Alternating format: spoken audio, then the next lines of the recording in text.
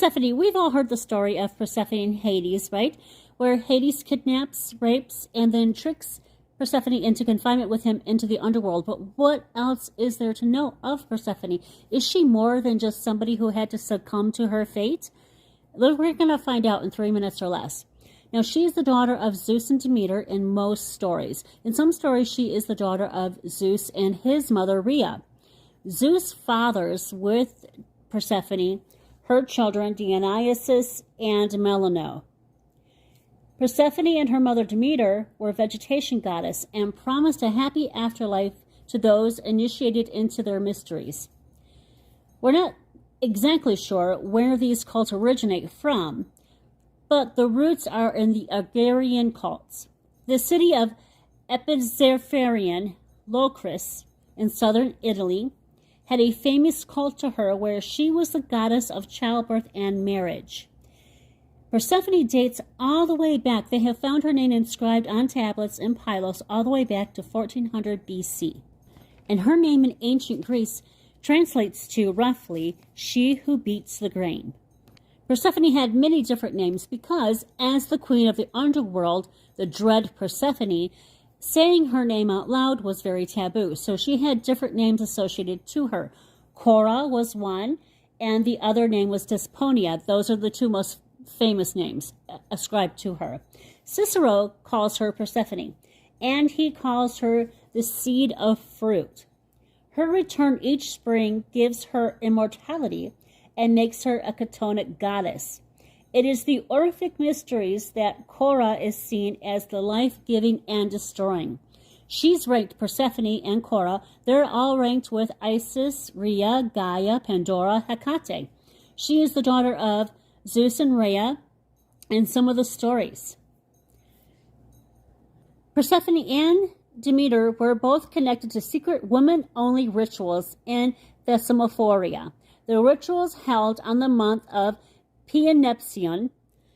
They were celebrated and worshipped with dances meant to mimic her abduction and return.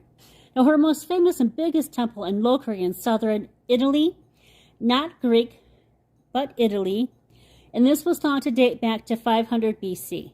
Now, the citizens of Locri, not being Greek, saw Persephone's abduction tale as one of a warning to young women and a blessing.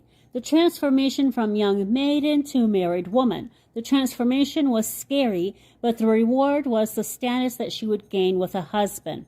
The idea is where a lot of her modern romanticized depictions stem from. Now, the idea of her having some kind of sexual awakening, this is completely modern and most likely way off base. The people who penned her stories did not view women, mother and daughters especially, as sexual. Sex was an act that had to happen in order for life to continue. Women were tricked, obligated, or raped in the old stories, even goddesses. Sex and childbirth for ancient women was incredibly terrifying. And sex was not seen as something that you would gain personal fulfillment from, but it was an obligation, it was your duty. Yes, even for queens and goddesses, no one was above that duty if you were a female. And we want to, as modern people, we want to give the ancient women better stories. We want them to have happier stories. But rewriting those stories and trying to make things a lot more romanticized or a lot happier really negates the reality of what life was for women back in ancient times. Now, Persephone wasn't an actual real person, right? But her story mimics what would have happened to women in her time and how men saw women in her time. You know, the reality is really, really grim. And in my opinion, if we write it out, if we erase it all together, we're not honoring the women at all, but we're completely negating how brave and strong they must have been, that they had to be to survive. When even marriage could mean death, was a scary, terrifying thing.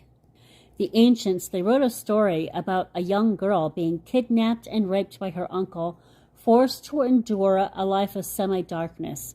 It's not meant to be a love story, and it's not meant to be a story of independence.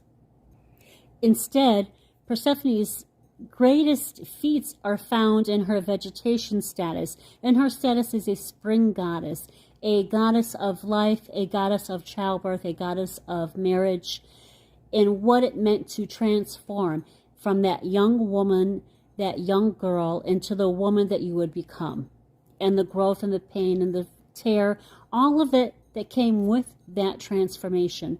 That is where Persephone's strength and her story and her beauty as a goddess comes from. There's so much information out there about Persephone, so please go and research on your own. There's a lot of stuff to pick through and find out. Tell me what you thought down in the comments. I hope you really enjoyed this.